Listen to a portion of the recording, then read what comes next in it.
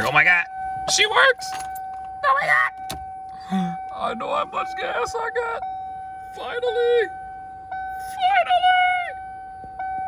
We slay all suckers who perpetrate and lay down law from state to state. We slay all suckers who perpetrate and lay down law from state to state. We slay all suckers. What is happening, everybody? And if you can't tell, it is freaking cold out here.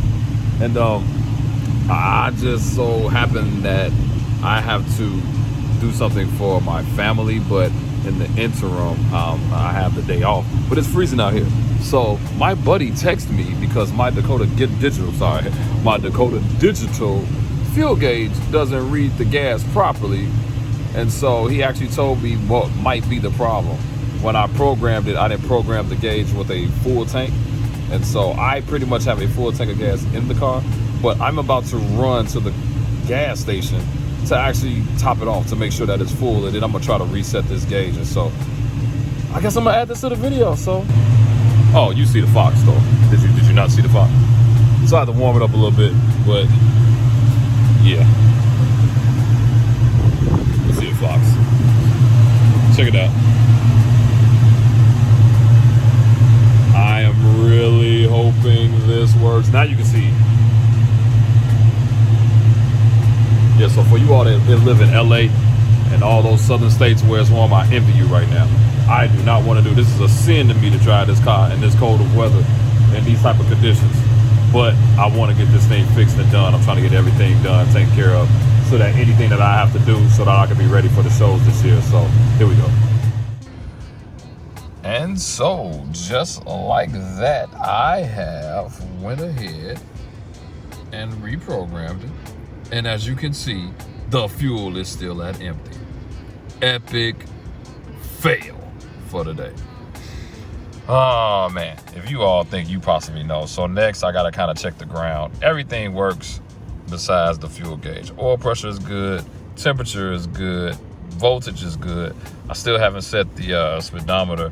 The tach is good. I still haven't set the speedometer, but this right here sucks. So if you think you know what it is, let me know. I may have to check a ground or something like that, but I have no idea at this point.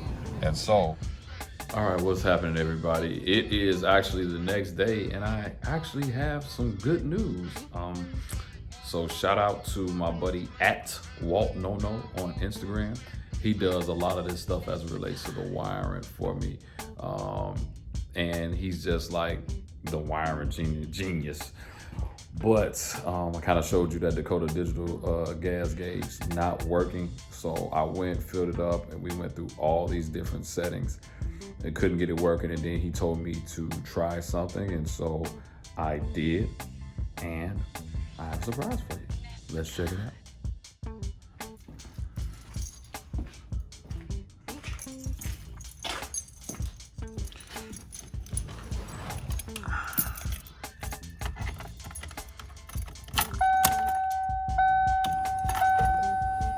Would you looky here, boy, looky here. The gauge is actually, let me close this door so you all don't hear that beep. But the gauge went to full. Now, I don't know, I won't know until I'm actually driving it, which will actually be a while, but I'm just glad that it's fixed, okay? So with that, the only thing that I have to set at this point now is this right here.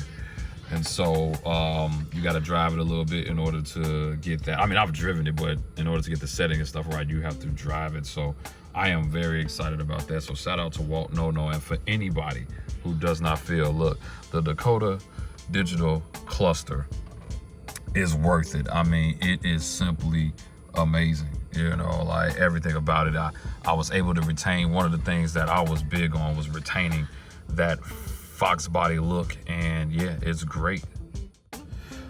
So what had to happen? So for you all that don't know, I had to set the actual Dakota Digital. So I was watching CJ Pony Parks, and they had it there set to a setting for the fuel for F10. Well, found out that I actually have 164 ohms in the tank, and so My buddy just told me to try F-150. And, you know, silly me, I'm like, F-150 like my truck? He's like, no, try the setting in the Dakota Digital that says F-150. And we went through all these different settings, but that is the actual setting that works. So hopefully this setting will keep working, and then we'll go from there. And so right now, though, I got a couple other issues that I need to address. I told you all before that my headlights don't work. And so let's check it out. I got them on right now. The headlights are not working. And so only the parking lamps come on. And so I think I've already eliminated the actual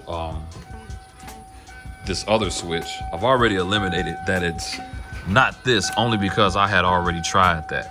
I already had tried this switch, put another one in there. And so now I'm just gonna, if I do this, the brights will come on, but nothing else. So I'm gonna try to replace the switch as I got a new one. And then also this right here, it's freaking terrible. Okay, it is terrible. So I have a new one of those. So we're gonna switch those out, see what happens. So stay tuned. I'm not gonna give you a tutorial on how to take this thing out. It's pretty simple. I'm pretty sure it's a video out there somewhere, but also I'm gonna be doing a video on what it's like to have Apple CarPlay in the car. Yeah, that beep is annoying.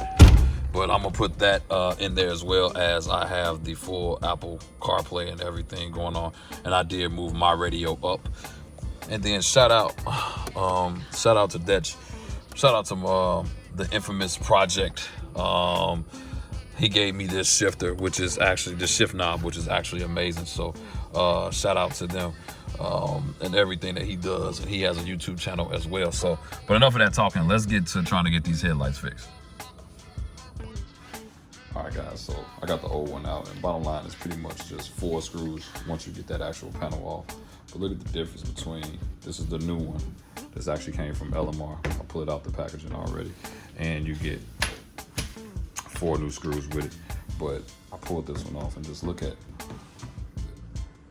So what I would notice, and I didn't know what was going on, I would see all of this in between my seat on the driver's side. And I'm like, man, what is this stuff every time? Like, and I found out that it was actually this, and this thing is actually just worn out. I mean, look, just broken, just nasty, just disgusting. So I'm gonna put this brand new piece in here. It seems like it's made better, a little thicker.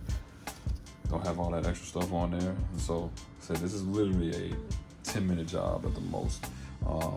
It's just taking me a little long because I'm actually trying to video this portion of it. So there's a video out there showing you how to take it off, but it's real simple.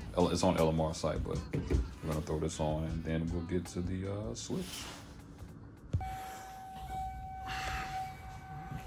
All right, so let me ask you all a question. Let me try this again. All right, you all. So let me ask you a question. Yeah.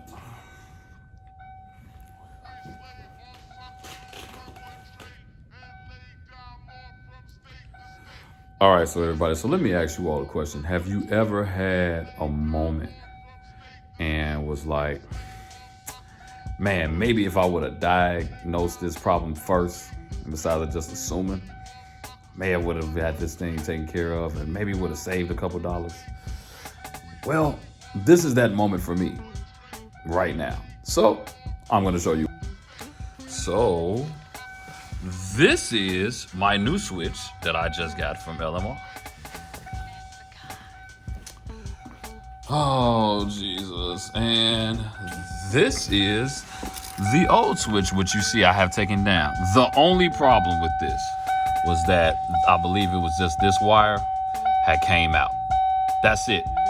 When I saw it, I was like, the headlights are gonna work. I pushed it back in, and lo and behold, look at what we have here. Come on back. Yeah. We have fully functioning headlights.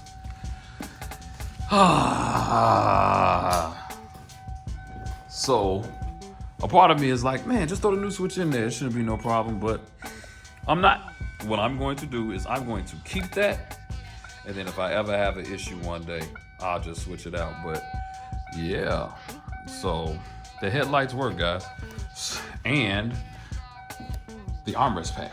Oh yes, much better piece. Like I said, let me turn these lights off. I love the fact that the bell still works, but it is annoying. So I got it in there, pretty clean. I hate this. I'm gonna eventually change that out. When I bought the car years ago, there was in there, but I'll take that out. But much sturdier. I mean, much sturdier, much thicker. So now I just gotta clean up the interior now from the build, but it looks amazing. And it's not gonna, so this is the area that I was telling you all. You see that right there? Every time I would vacuum the car all the time, and that would be in there. So just only a few more items left, and then we'll be there. And so you all kind of saw in the last video, my only other issues is paint, just a couple of situations, and I'm gonna get that taken care of. And then, but I am so ecstatic, you all. If you ever had this issue, just make sure you check the wires first. I am so ecstatic that these headlights work, you all. So I'm gonna give you my final thoughts in a minute. All right, and so for the first time in a long time, well, in about 14 months, I have all of the interior back in the car now. I can't find this piece, and I need a new one for this side, and I'm gonna change this out because I don't like that silver. But I have all of the interior back in the car. Now, it needs some floor mats, but for the most part, everything is back put together. I do have a problem with this right here. My door lock always comes out. So I gotta figure that out as well. But for the most part, all of the interior is back in the car. Headlights work, beautiful thing. And then, like I said, I had put this piece, I don't know if you can see it, but I put that trim at the bottom, put that back in there. And yeah, and the gas gauge works. And so I'm pretty much looking good right now. So it just needs to be cleaned. I mean, it is still dirty, but it still needs to be cleaned. And so I'm pretty excited about that, because I'm just knocking little projects out. Oh, this camera.